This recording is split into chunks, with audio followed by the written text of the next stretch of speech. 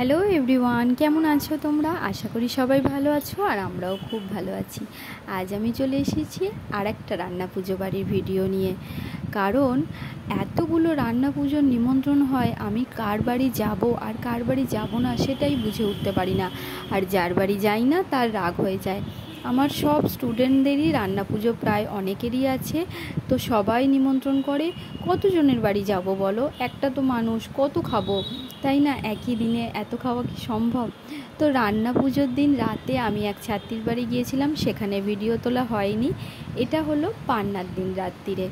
পান্নার দিন দুপুরে আমার হাজব্যান্ডের বন্ধুর বাড়ি নিমন্ত্রণ গিয়েছিলাম। আর রাতে আমার এই ছাত্রী আমাকে ফোন করে করে পাগল করে দিয়েছে যে ম্যাম কখন আসবেন। তো তোমাদের দাদা আমার সাথে যাওয়ার সময় পায়নি, তো আমি মিঠাইকে নিয়েই তার বাড়ি গিয়েছিলাম। তার বাড়ি আমার বাড়ির খুব কাছাকাছি। তো এই দেখো ওদের এই ধরনের কাজের বিজনেস, এটা ওদের কারখানা। এই কারখানাতেই ওদের বিশ্বকর্মা পুজো হয়েছে আর রান্না পুজোর রান্না হয়েছে। তো খুব সুন্দর লাগছিল এই কাজগুলো দেখতে। এগুলো সম্পূর্ণ হাতে তৈরি, মানে হাতে এত সুন্দর জমাটিয়া কাজ, এত অপূর্ব দেখতে লাগছিল কি বলবো। আর মিঠাই তো খুব খুশি হয়েছে ওদের এই কারখানাটা দেখে। ও তো এই ধরনের কাজ খুব পছন্দ করে। দেখো মেতে গেছে, সুতো নিয়ে কাজ করতে শুরু করে দিয়েছে। আর এই হলো আমার ছাত্রী। এই ছাত্রীর এত ফোন এসেছে রান্না পুজোর জন্য যে আমি আসতে বাধ্য হয়েছি। আর এই যে দেখো ওদের কারখানাটা তোমাদেরকে ঘুরিয়ে দেখাচ্ছি।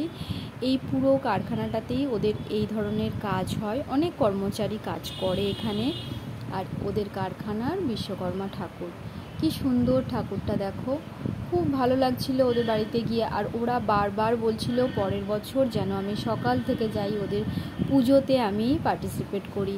তো আমি সকাল থেকে যেতে পারিনি, কারণ সকালে আমার অন্য জায়গায় যাওয়ার ছিল।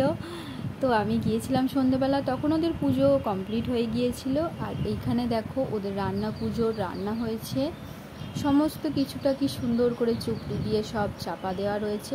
তো এখানে বসেই আমরা খেয়েছিলাম। আমি কিছুতেই খাবো না, আর আমার ছাত্রী আমাকে কিছুতেই ছাড়বে না, জোর করে আমাকে খাইয়ে তবে বাড়ি পাঠিয়েছে। তো বন্ধুরা, আজকের ভিডিওটা এইটুকুই। যদি ভালো লেগে থাকে তাহলে একটা লাইক, কমেন্ট, শেয়ার অবশ্যই করো।